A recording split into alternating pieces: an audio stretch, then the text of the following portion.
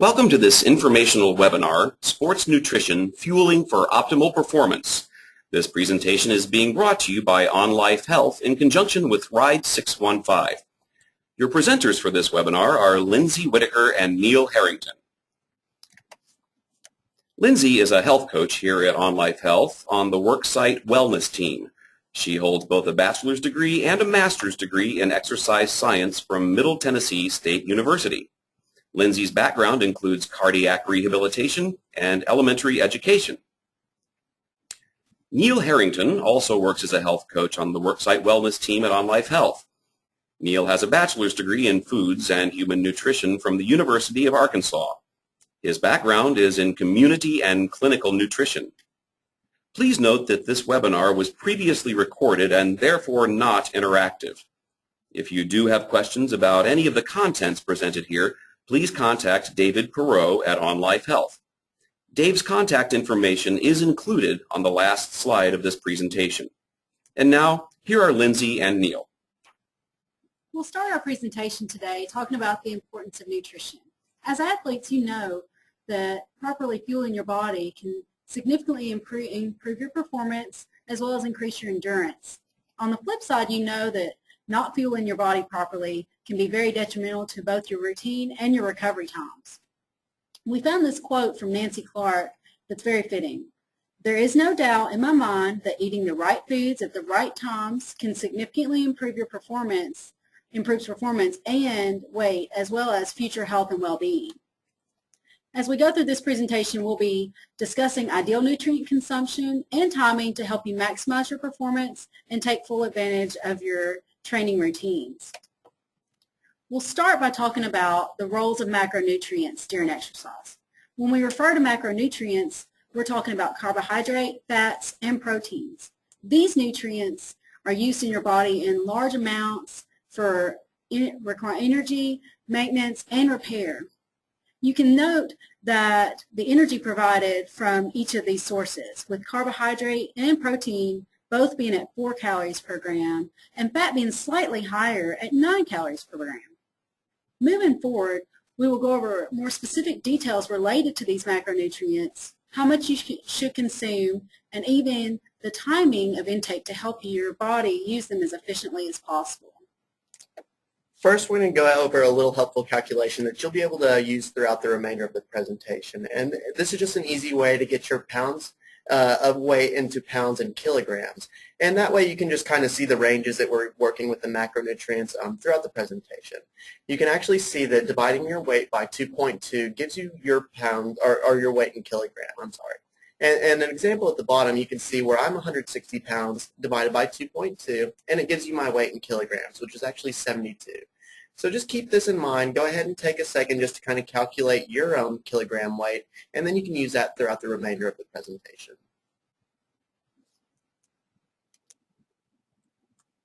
First, we're going to talk about carbohydrates. This is really the first stop on the fuel train. Your body really does prefer to use carbohydrates or glucose as fuel, and you actually have a storage of that in your body, and that's known as glycogen. You can see here where there are actually 3 different stores in your body of that glycogen. Really, the muscles account for most of that. You can see it's about 1,200 to 1,600 calories, but that can vary greatly depending on how much muscle you actually have stored in your body. So you can imagine that a man that's quite a bit larger and has a lot more muscle is going to have a lot more of those stores available to him, as opposed to someone that might be a little bit smaller with less muscle. Your liver also has a great storage of glycogen as well. So you can see it's about 300 to 400 calories. So while it's not as much as the muscle, it still has quite a bit there available for you. Lastly, it's the blood glucose, also known as your blood sugar, and that has around 100 calories. When that kind of becomes depleted, your liver will go ahead and release its stores to kind of maintain that healthy blood sugar level. With such limited storage, you need to make sure that you're having carbohydrates in your daily intake just to make sure you're kind of topping off those stores for definitely your muscles and your liver as well. You can see here at the bottom there's a good range of about 6 to 10 grams per kilogram per day. So just go ahead and multiply that range with the range you got for your actual kilogram weight. You can see here at the bottom, my weight is 72 kilograms. Multiplied by that range gives you a pretty huge range of about 432 to 720 grams a day. Really, this is going to play a part on what types of activities you're doing and really just your daily activities as well. But this just comes down to making sure that you're getting enough carbohydrate throughout the day to make sure you're properly refueling and topping off the tank, as you might say, for your liver glycogen as well as your muscles. Let's look at a couple of the carbohydrate sources that you can find. Complex carbohydrates being with legumes, non-starchy vegetables, whole grain bread and cereal, and then notice that you have two different types of simple carbohydrates, some that occur naturally with fruits, milks, and starchy vegetables, and other simple carbohydrates that are added, like candy and regular and non-diet soda. Next, we're going to talk a little bit about fats. These are also one of the really important macronutrients, especially for your particular cycling activities. Fat has the most energy per gram of all the different macronutrients. As Lyndsey said, it has about 9 calories per gram of fuel there. So it really is an efficient way to kind of fuel your body, especially during those long activities. It does serve as an energy level when your glycogen stores have been depleted. So you can imagine that first you're going to be using really that good glycogen storage in your muscles, in your liver, but once that's gone, really it's about 15 to 20 minutes into your exercise where you're going to start using that fat. And really that's more for like the aerobic activities as well, really when your heart rate's going and you're breathing heavily. So you can see that really low-fat diets aren't going to be recommended for someone, especially when they're doing cycling events. This is because you're really going to be using those fat sources longer into the exercise, and you want to make sure that those are available to you, especially whenever you're worried about endurance or performance in your activities. You'll obviously understand that most people think low-fat diets are something that's good for your health, and that's not necessarily true. Fats are definitely necessary for kind of regular maintenance, also cell turnovers, so they're necessary when you're rebuilding muscles and things like that as well. Just make sure that you're keeping a good fat intake in your daily intake, just to make sure you are fueling yourself for those prolonged activities. Here are a few examples of the heart-healthy fats. You see two different types, monounsaturated and polyunsaturated fats. With the monounsaturated, that includes things like peanut butter, a variety of nuts, olives, avocados. On the other side, with the polyunsaturated, you see that this includes the fatty fish, tofu, walnuts, those type of things are included with that. It's important to remember that fats in your diet can help promote a healthy heart and reduce your risk of cardiovascular disease. They're also anti-inflammatory, which is very important. The last macronutrient we're going to visit is protein, and just because it's last doesn't mean it's least important. Really, this is something that we need to focus on greatly, especially in your type of routines. Protein, rebuilding and repairing, and that's what we're going to focus on the most. Like Lyndsey said, protein offers about the same amount of energy per gram as carbohydrates, but really we want to make sure that we're using these nutrients not for fuel, but as to repair and rebuild your muscles. You can see that there's an estimation of about 5% of your energy during exercises can come from proteins, and really that's going to be during those long endurance activities. This is because once you kind of use those glycogen storages, your body's going to be using whatever it can for fuel, and if you're not burning fat effectively, it might actually rely on some of those protein stores, otherwise known as your muscles, to make that energy available. So I've seen anywhere from about 5%, even up to 15% of your energy can come from those muscle storages. And that's why we're going to talk a little bit about an increased need. Down at the bottom here, you see a good range of about 1.2 to 1.6 grams per kilogram per day. And that's going to be mostly specifically for the endurance athletes. The average American only needs about 0.8 grams per kilogram per day, so you can see it's a pretty significant increase. That's going to be mainly just because, like I talked about, you're going to be using some of that protein for fuel, but you also need to make sure you have enough available to kind of rebuild, repair, and resynthesize those muscles that you might have damaged during your prolonged endurance activities. Next, we're going to talk a little bit about the importance of choosing protein sources. You can see that there are actually 9 different essential amino acids in the human diet, and that's just because either your body doesn't process them or produce them enough, or maybe they're just not available in good enough quantities. So really just talking about what we consider good proteins or complete proteins. Those are what you consider like animal products or even soy. Those give you all 9 of those essential amino acids, so they don't necessarily need to be combined in your diet. There's also what we call a complementary protein, which might be missing 1 or more of those amino acids, and we actually call those limiting amino acids. So focusing on getting a good combination or an adequate balance in your diet can make sure that you're getting those complementary proteins met. This is something that's going to be specifically important for people that might be avoiding the complete proteins in their diet. For example, vegans and vegetarians, they might not be getting as much meat in their diet, so they might be limiting some of those essential amino acids. So just making sure that they get a good variety of different plant sources and grain sources, they can meet their needs pretty easily. And also you have some people, whether it be for ethnic, cultural, or religious reasons, they might be limiting some of those products as well. So just making sure that they get a good, balanced, adequate diet is going to maintain that good essential amino acid intake. Looking at the next slide, you can just see a little bit more what we were talking about with the complementary proteins. On the left side, it actually lists the food sources that you're going to be looking at here. So these are all incomplete proteins or just foods that are limiting one or two of the essential amino acids. You can see in the middle column where it actually shows you the different amino acids that you might be missing there. And it even gives you a food source that you can combine with the other food sources to make sure you're getting that adequate intake. And it even goes as far as to give you a couple little suggestions or meal ideas where you can kind of incorporate a good balance there and make sure you're getting all 9 essential amino acids in your diet.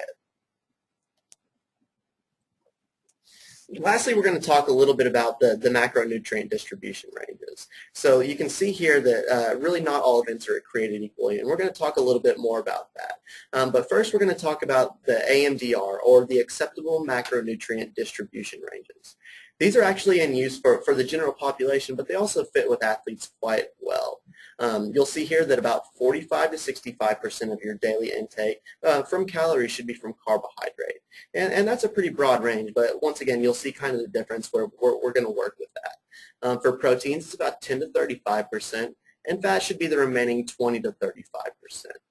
Once again, really, it does vary depending on the type of activity you're doing, and we kind of broke it up for you in the table at the bottom here.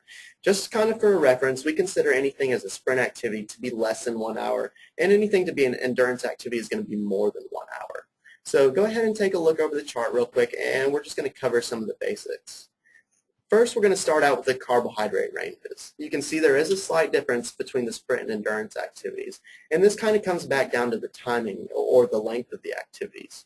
For carbohydrate during sprint activities, you can see it's a little bit higher. Once again, this comes down to the fact that this is less than an hour. Really, you're going to be using your glycogen storages, that glucose storage in your muscles, your liver, and your blood sugar to get that activity done. You're really not going to be exercising long enough to be burning any of the fat or protein in your body. So it's going to be needed it's necessary to make sure you have plenty of carbohydrate in your diet there. For the endurance activities, like I said, they're a little bit longer. You're going to be relying on fat and maybe even a little protein to fuel your body there. So you want to make sure that you have that fat available, and really you're going to have a little bit less carbohydrate need. For the protein, you can see there's actually a little bit of a difference there as well.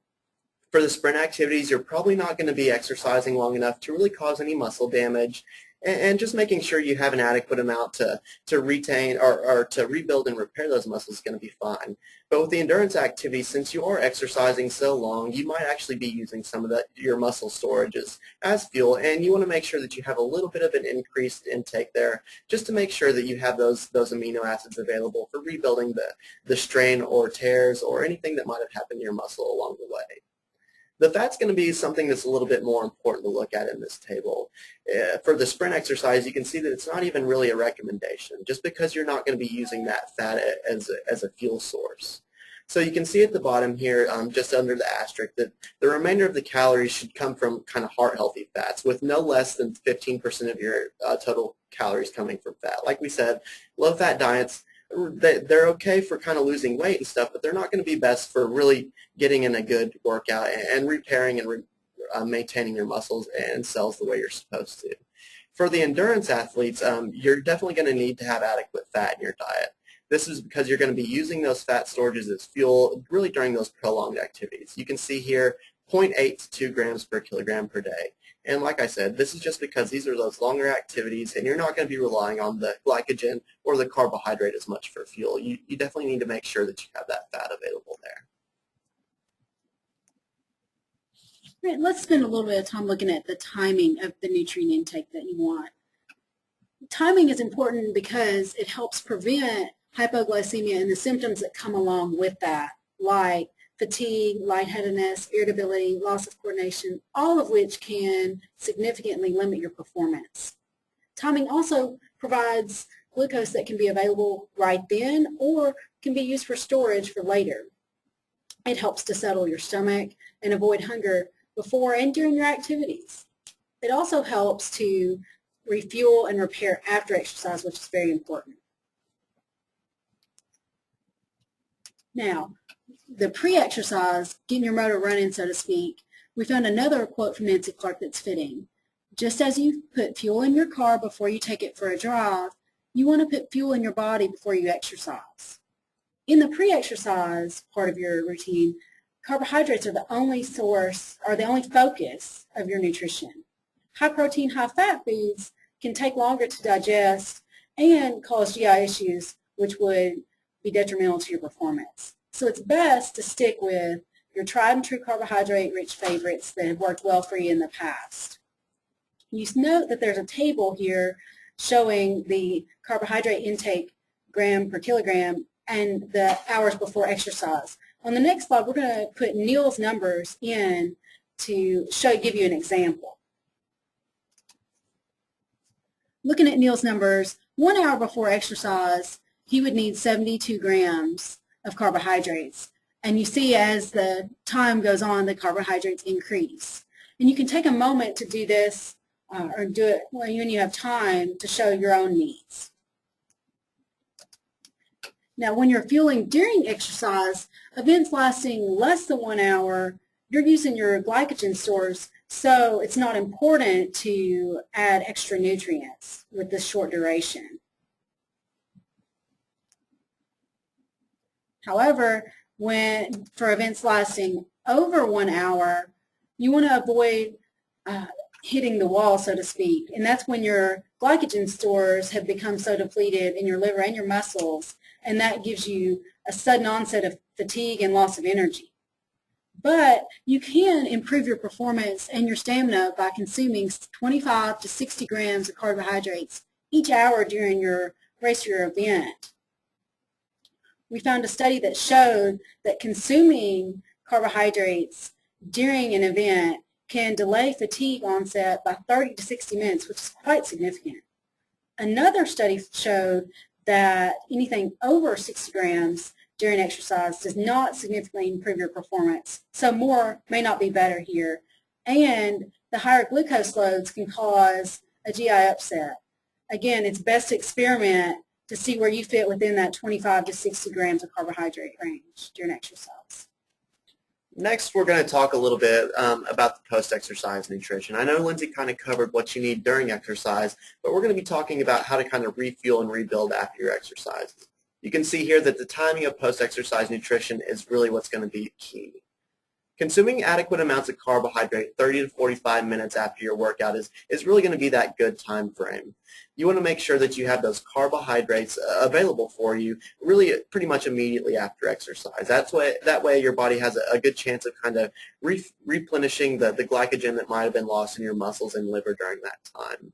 You can see here a good calculation or just an estimation of what you might need right after exercise. So once again, you can kind of take your weight in kilograms and multiply it by 1.5 to get about how many grams of carbohydrate you're going to need within that 30 to 45 minute window. And you'll see here that you might want to consume that same amount about 2 hours after exercise. So if you use this as an example, you can kind of have just a light snack right after your workout and then kind of rely on a meal 2 hours down the road, whether that be lunch or dinner or something like that, to kind of top off those stores once again. It shows that athletes who consume about 10 to 20 grams of protein with their carbohydrate actually have better recovery results. And that kind of persists with both protein stores and the glycogen resynthesis as well. So it's important for muscles and also for your carbohydrate stores, the glycogen as well. So there's actually a couple studies, one military and one cycling study, that showed significant differences in individuals who took post-exercise glucose, and you can amount that to kind of like a sports drink, just something that has carbohydrate. And then they compared that to people that had something that had protein in it. In this case, it was actually chocolate milk. The recovery times of the people that had protein were drastically lowered, and the time to exhaustion during exercise was actually increased. So that means that people actually were able to have more stamina or more endurance during their activities, as well as a faster recovery time. And you can tell just by that it's really significant, especially with your type of endurance activities. So going a little bit more in depth with the chocolate milk, we just have a couple different things here of why it's kind of an optimal recovery drink, or just something that you might want to consider. So chocolate milk has actually been studied for its effectiveness. Taken immediately after exercise, milk-based proteins promote greater muscle protein synthesis than soy-based proteins. So you'll see a lot of different varieties of proteins out there, but really making sure that you get kind of a milk-based protein or just a really high-quality protein is going to be important, and that's what chocolate milk offers with that. And probably most of you have heard about the carbohydrate to protein ratio. This is something that's actually pretty important as well. You want about 3 to 1 grams of carbohydrate to protein to make sure that you're properly refueling. And funny enough, that's exactly what chocolate milk offers for you there. But that's not all that chocolate milk offers. Other than the carbohydrate and protein, chocolate milk also offers a couple different things. So you'll see that it actually has electrolytes like calcium, sodium, and potassium, and it also has some great B vitamins as well. So it really is a pretty well-rounded recovery drink, and it actually is one of my favorites after workouts as well. So now we're going to talk a little bit about hydration, and you can see here going with the flow. Hydration is just as important as any of the macronutrients for performance, so this is something to really take into consideration. Replacing what you've lost. So sweat rates vary greatly depending on the type of person you might be and even the type of environment that you might be in. Some people can lose up to 1 to 4 pounds of sweat per hour, and dehydration can severely limit performance. Even 2% of dehydration can really make a big impact on how you're performing overall. So try and weigh before your exercises and weigh afterwards to maybe see your amount of sweat loss and see how it might vary compared to other people as well.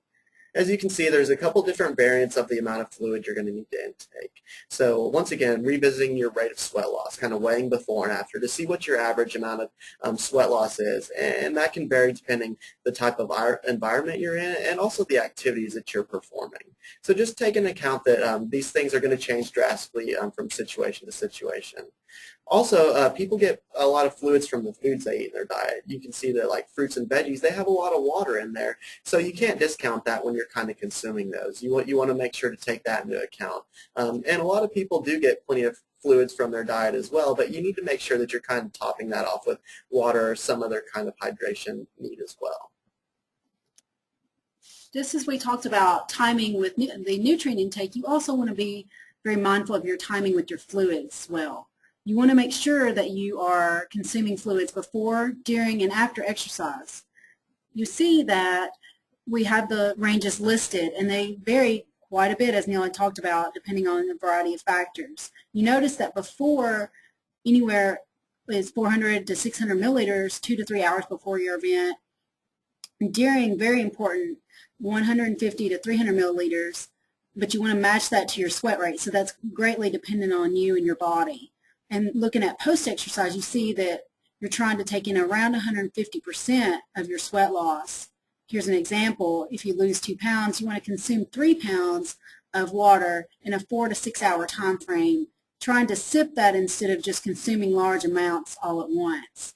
A good rule of thumb is replace 1 pint or 16 ounces of fluid for every pound of body weight loss. Along with hydration, micronutrient composition is also going to be really important. So you can see here micronutrients, is it cramping your style? Replacing sweat loss requires more than just water. Really when you're sweating stuff out, it's not just water that you're losing from your body. Replenishing electrolytes is also going to help you recover both physically and mentally.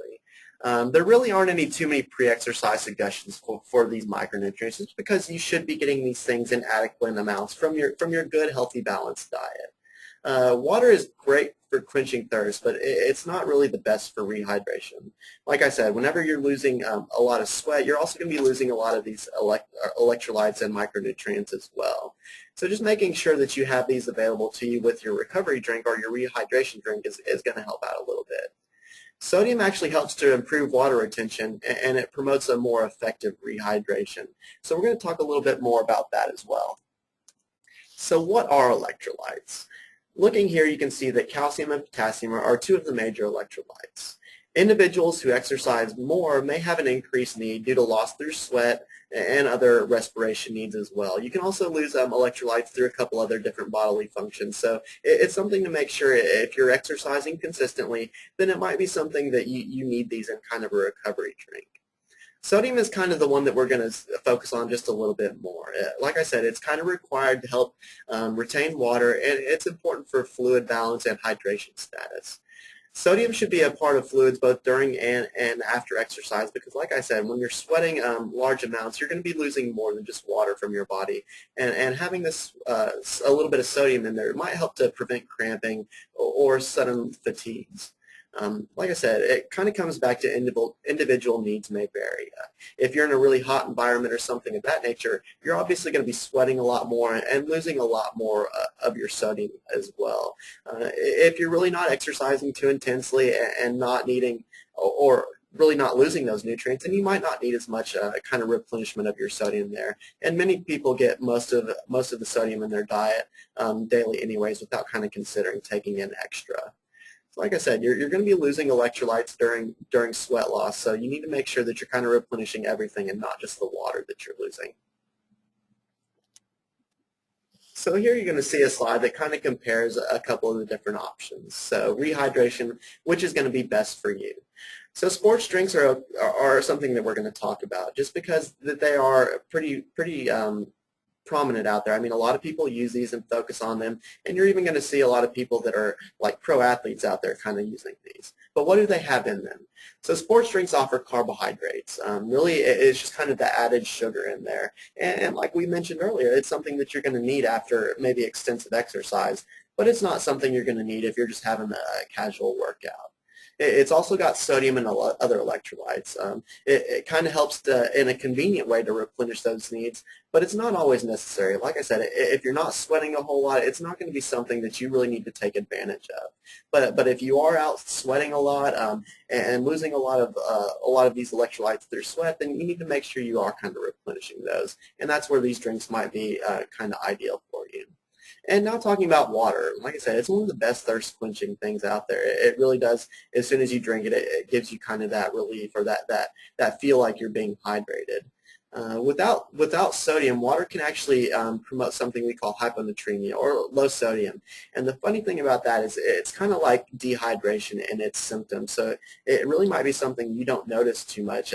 But after an activity, if you've just completely sweat maybe 2 or 3 pounds and you start just chugging water, you might actually notice that you become a little bit puffy or swollen. You might even get some fatigue or confusion or disorientation. And that's because you don't have that electrolyte in there to kind of maintain your fluid status. So really it kind of comes down, there's no choice that's going to be best. It is circumstantial. It really is dependent on the situation. If you're sweating a lot, just use your own judgment and decide whether you're going to need those electrolytes. If you're really not sweating too much, you can probably get by with just using some post-exercise water there. In summary, we're going to go over just kind of what we talked about a little bit. So revisiting the macronutrients, carbohydrates, fats, and protein. These all play a really important part in endurance athletes, and it does vary greatly depending on the type of exercise you're doing. Kind of thinking back to that table where we talked about the difference between sprint and endurance activities. Like I said, it really does vary depending on the type of activity you're doing, so make sure that you're properly refueling with carbohydrates and getting plenty of fat in your diet if you are participating in those prolonged activities. The timing of nutrition can also greatly impact performance. Like Lyndsey said, you can significantly impact your endurance, your stamina by the timing of nutrient intake, whether it be before or after the exercise or the event. As we mentioned, being properly hydrated is just as important as having the right amount of macronutrients for your sports performance. You want to make sure that you're properly hydrating before, during, and after your event to make sure that you perform at your maximal level. It's also important to note that Hydration doesn't rely just on water. You also want to keep electrolytes in mind to make sure you're properly refueling and recovering. Throughout our presentation, you might have seen a couple of different quotes that we referenced, and these actually come from Nancy Clark, and she's great. She's actually one of my favorite dietitians out there, and she really does like to focus on sports nutrition. You'll see on this slide kind of her name and her credentials, and also the book that we referenced throughout some of our presentation. The book is great because it not only focuses on sports nutrition, it also ties in a little bit of general health and wellness in there. It also provides great nutrient requirements for several different types of athletes, not just endurance, but also people that might want to be, gaining or losing healthy weight. So it's great. It gives a lot of diversity in there, and it gives some really good recommendations. And even at the back of the book, it gives some great meal ideas and recipes that you might want to tie or incorporate into your routine. This book is great because it's actually pretty affordable. You can probably find it on different websites online, and you could probably find it for a really reasonable price as well. So you might want to check that out later down the road. So kind of at the end here, we're just going to go over and once again mention that Dave is kind of your contact. So David Peralt, and here's his email address. If you do have any questions or concerns, please feel free to get a hold of David, and he will kind of relay this information to us. Again, thank you for your interest and participation in this Onlife Health webinar. We hope it has been both informative and useful. Again, we look forward to your questions and feedback, which can be directed to Dave Perot. His email address is right there on the screen in front of you. Please feel free to send any questions, suggestions, etc. to Dave, and he'll get back with you as soon as he can. And so on behalf of Lyndsey and Neil, thank you very much for listening to this very informative webcast, and we look forward to next time. Thank you.